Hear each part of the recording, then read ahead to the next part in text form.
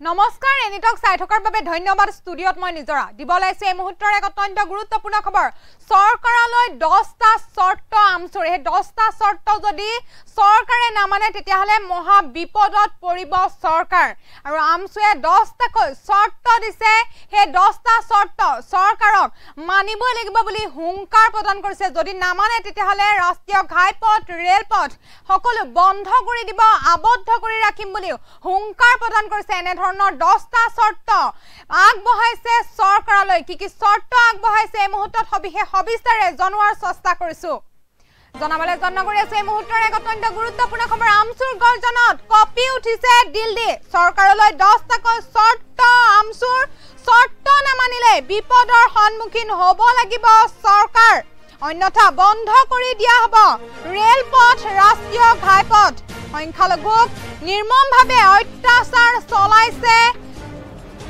চৰকাৰে আৰু অমানৱীয় অসাংবিধানিক উচ্ছেদ বন্ধ কৰিব লাগে গোৱালপাৰা উচ্ছেদস্থলীত নাছিল বনাঞ্চলৰ ভূমি এনে ধৰণে এটা হুংকাৰ প্ৰদান কৰিছে সংখ্যালঘুক টাৰ্গেট কৰাৰ বাবে কেবিনেট বনাই লোৱা হৈছে নোলোৱা হল বনাঞ্চল এনেদৰে হুংকাৰ প্ৰদান কৰিছে মন্ত্ৰী অশোক সিংঘলে বহু চৰকাৰী মাটি বহুৱাই যিসমূহ মানুহ বহুৱাই ৰাখিছে তাৰ ওপৰতো হুংকাৰ প্ৰদান কৰিছে তাত কিয় নচলে মুখ্যমন্ত্ৰীৰ বুলডোজাৰ এনেদৰে এটা প্ৰশ্ন উত্থাপন কৰিছে ৰাজ্যৰ গাজাত যেনেদৰে পৰিস্থিতিৰ সৃষ্টি কৰিছে চৰকাৰে আমাক অধিকাৰ লাগিব আমাক আমাৰ অধিকাৰ লাগিব বুলি হুংকাৰ প্ৰদান কৰিছে আমাক আমাৰ ভূমি লাগিবই আৰু এনেদৰে এতিয়া হুংকাৰ প্ৰদান কৰিছে 10টা শৰ্ত বান্ধি দিছে আমচুৱে শৰ্ত নামানিলে বিপদৰ সন্মুখীন হ'ব লাগিব চৰকাৰ অন্যথা বন্ধ কৰি দিয়া হ'ব ৰেলপথ ৰাষ্ট্ৰীয় ঘাইপথ সংখ্যালঘুক নিৰ্মমভাৱে অত্যাচাৰ চলাই আছে আৰু অমানৱীয়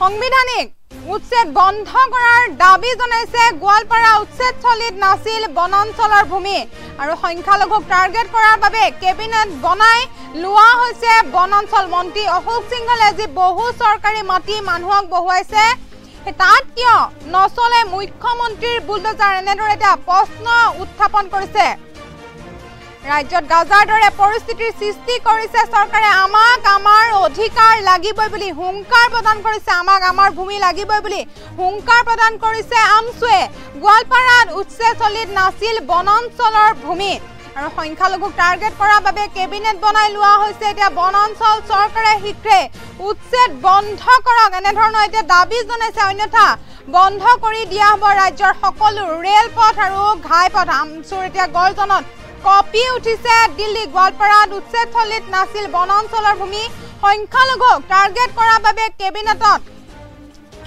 বনাই লোৱা হৈছে বনাঞ্চল শীঘ্ৰে উচ্ছেদ বন্ধ কৰাৰ দাবী জনাইছে এতিয়া আমচুৱে বন্ধ কৰি দিয়া হ'ব ৰাজ্যৰ সকলো ৰেলপথ আৰু লগতে ঘাইপথসমূহ বন্ধ কৰি দিয়াৰ হুংকাৰ প্ৰদান কৰিছে যদি উচ্ছেদ বন্ধ নকৰে তেতিয়াহ'লে ৰেলপথ আৰু ঘাইপথসমূহ বন্ধ কৰি দিয়াৰ হুংকাৰ প্ৰদান কৰিছে যিসকল উচ্ছেদ কৰা হৈছে সেইসকল খিলঞ্জীয়া লোক বুলিও দাবী উত্থাপন কৰিছে উচ্ছেদিতক ভূমি প্ৰদানৰ পৰিৱৰ্তে চৰকাৰে পুঁজিপতি গোষ্ঠীক সন্তুষ্ট কৰিছে বুলি হুংকাৰ প্ৰদান কৰিছে উচ্ছেদৰ বিৰোধিতাৰে এতিয়া দিল্লীত যিহেতু আমচুৰ গৰ্জন দেখিবলৈ পোৱা গৈছিল আৰু ৰাজ্য চৰকাৰক ৰঙা চকু দেখুৱাই এতিয়া আমচুৱে সাব্যস্ত কৰিছে প্ৰতিবাদ দিল্লীৰ এতিয়া যন্ত্ৰ মন্ত্ৰ কপাইছে যিহেতু আমচুৱে উচ্ছেদৰ বিৰুদ্ধে সাব্যস্ত কৰিছে তীব্ৰ প্ৰতিবাদ আমচুৱে এতিয়া গৰজি উঠিছে আমচুৱে দিল্লী কপাইছে চৰকাৰলৈ 10টা শৰ্ত বান্ধি দিছে আমচুৱে সেই শৰ্ত যদি নামানে তেতিয়াহ'লে মহা বিপদৰ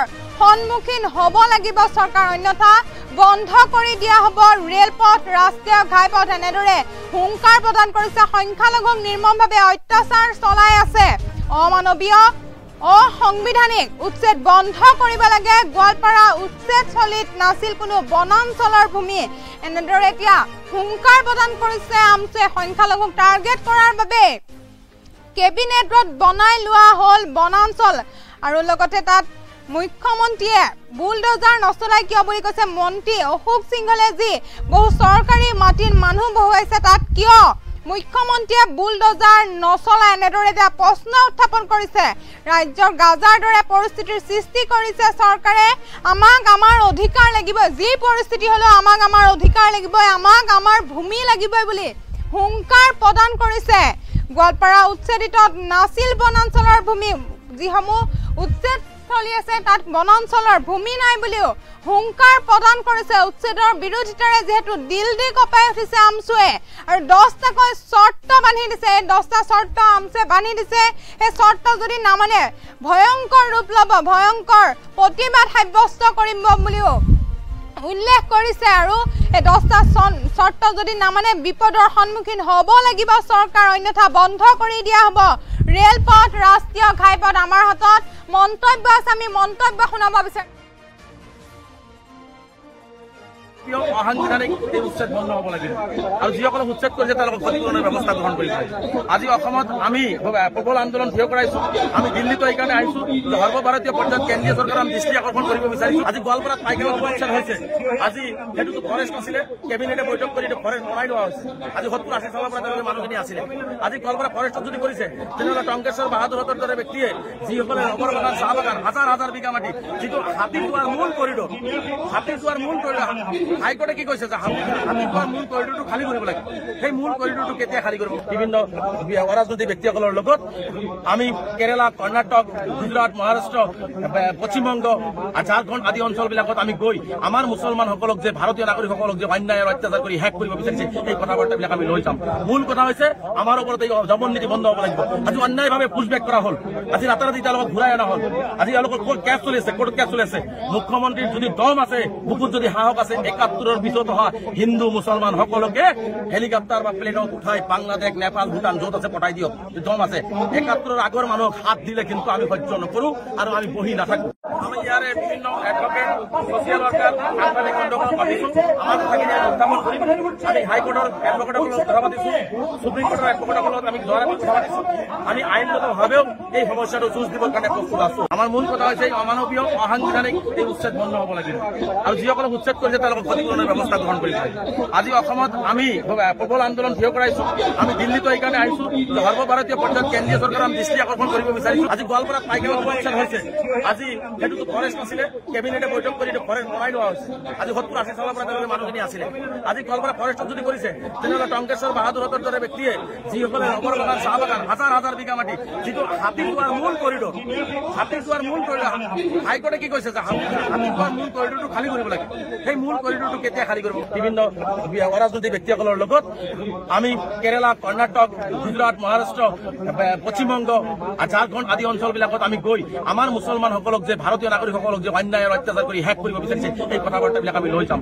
মূল কথা হৈছে আমাৰ ওপৰত এই দমন নীতি বন্ধ হ'ব লাগিব। আজি অন্যায়ভাৱে পুছবেক কৰা হ'ল, আজি ৰাতাৰাতি তেওঁলোকক ঘূৰাই অনা হ'ল। আজি তেওঁলোকৰ ক'ত কেছ চলি আছে, ক'ত কেছ চলি আছে। মুখ্যমন্ত্ৰীৰ যদি দম আছে, বুকুত যদি সাহস আছে, 71ৰ পিছত অহা হিন্দু মুছলমান সকলোকে হেলিকপ্টাৰ বা প্লেনত উঠাই বাংলাদেশ, নেপাল, ভূটান য'ত আছে পঠাই দিয়ক, দম আছে।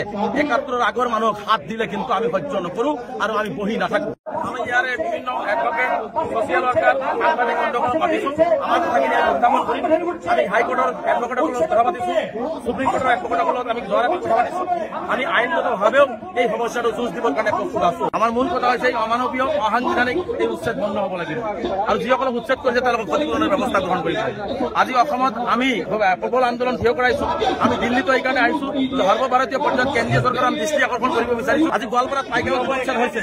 আজি সেইটোতো ফৰেষ্ট নাছিলে, কেবিনেটে বৈঠক কৰি ফৰেষ্ট বনাই লোৱা হৈছে। আজি 70-80 চনৰ পৰা তেওঁলোকে মানুহখিনি আছিলে। আজি গোৱালপাৰা ফৰেষ্টত যদি কৰিছে তেনেহ'লে টংকেশ্বৰ বাহাদুৰহঁতৰ দৰে ব্যক্তিয়ে যিসকলে ৰবৰ বাগান, চাহ বাগান, হাজাৰ হাজাৰ বিঘা মাটি, যিটো হাতীযোৱাৰ মূল কৰিডৰ, হাতীযোৱাৰ মূল কৰিডৰ, হাইকোৰ্টে কি কৈছে যে হাতীযোৱাৰ মূল কৰিডৰটো খালী কৰিব লাগে।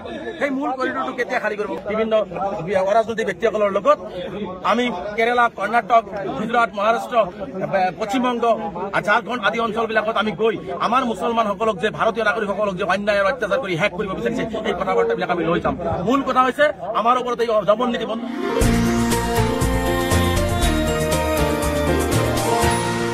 এনিটক্স, সুতৰ বিপৰীতে ৰাইজৰ